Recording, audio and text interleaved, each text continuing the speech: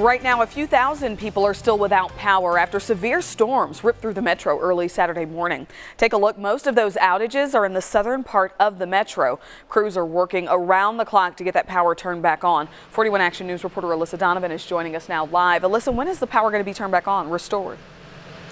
You know what, Dia, we're here at 113th and Cleveland, and you can see there's actually still quite a bit of damage here. Check this out. We came across this tree that's still on this house, hasn't been removed yet, and if we go over here, you can actually see there's this light pole that's ripped in half, torn down. We did see a power crew, a KCP&amp crew rather, down the street. They are working to restore power, and while the power outage is an inconvenience for some, it's actually detrimental to some other people's health. The storms did quite a bit of damage to KCP&amp property.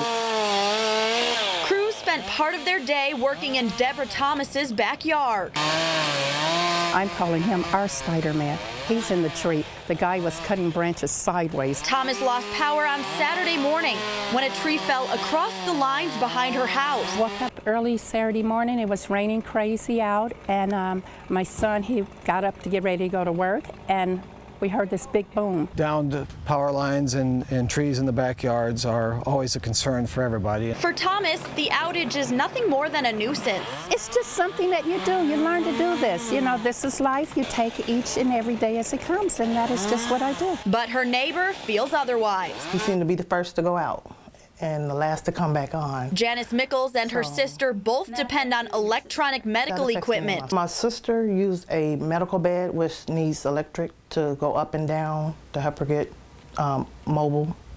She's in a wheelchair. Mickles uses a CPAP machine to help her sleep. She was glad to see crews in her neighborhood. It's been rough. Like I said, you know, it hasn't been hot, so it's not unbearable. But it does make it uncomfortable. While they've gone without power before, she says their max is 3 days. If it gets to that point, she'll need to move her sister. We just got her up and put her in her wheelchair, so she's gonna sit up for a minute and see how she can bear it then. If not, then I'm gonna have to move her. Maybe go to my dad's house. And at the peak of the storm, there were about 90,000 customers without power. KCP&amp says they're hoping to have everyone restored by noon tomorrow. Reporting in South Kansas City, Alyssa Donovan, 41 Action News.